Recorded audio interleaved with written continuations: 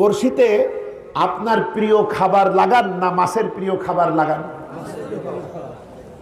মাছের প্রিয় খাবার লাগান বলেই মাছটা ধরা পড়ে।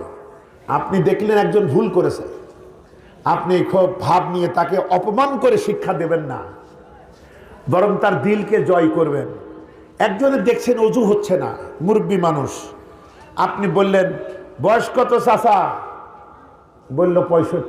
এখনো অজু শেখেন না? এইটা কোনো দায়ীর ভাষা না, এটা কোনো দায়ীল্লাহর ভাষা না। রহমতের নবী বললেই হবে না, তার সম্পর্কে কিছু জানতে হবে।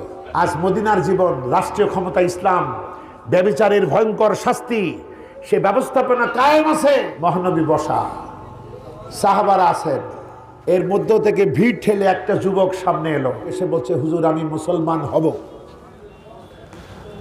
রাসূলুল্লাহ তাকে ইসলাম গ্রহণ করালেন। এবার বলছে হুজুর ইসলাম আমার কাছে বড্ড ভালো লাগে, কিন্তু পাশাপাশি জেনাও খুব ভালো লাগে। কার সামনে কি কথা কয়, কার সামনে কি কথা কয়, লোকেরা রেডি, একটা ইশারা দিলেই হয়ে যাবে, একবারে শেষ।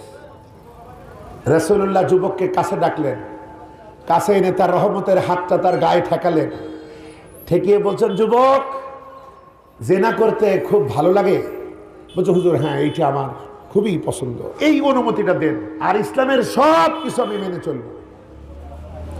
নবীজি বললেন কি দেখেন, তিনি কত বড় সার্জন, তার কলিজায় কিভাবে তিনি অপারেশন করছেন, কত দরদ মাখা সুরে, ডাক্তারের ছুরি চালাচ্ছেন, ডাকাতের ছুরি না। রাসূলুল্লাহ ডাক্তারের প্রেসক্রিপশন দিচ্ছেন। তিনি বলছেন যুবক এই কাজটা তুমি যার সাথে করবা সে তো একটা নারী, তাই না? বলছে হ্যাঁ। বলছে আচ্ছা তুমি কি এটা পছন্দ করো তোমার মায়ের সাথে কেউ এই কাজটা করুক? বলছে না, আমি এটা সহ্যই করবো না। যুবক তুমি কি পছন্দ করো তোমার স্ত্রীর সাথে এই কাজটা কেউ করুক? বলছে না, তো হইতেই পারে না। এইভাবে নবী একটার পর একটা তার বিবেকের দুয়ার উন্মোচিত করছেন, তার মনের দুয়ারে প্রশ্ন রাখছেন। আচ্ছা তুমি কি চাও তোমার খালার সাথে, চাচির সাথে, মেয়ের সাথে?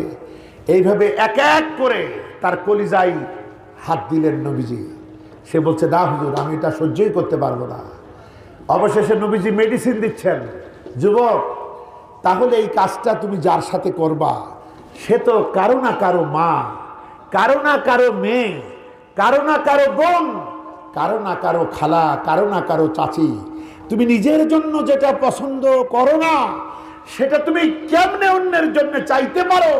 যুবক বলল আস্তাগফিরুল্লাহ ইয়া রাসূলুল্লাহ, আমি বুঝতে পারিনি, আমি তওবা করলাম। আল্লাহু আকবার।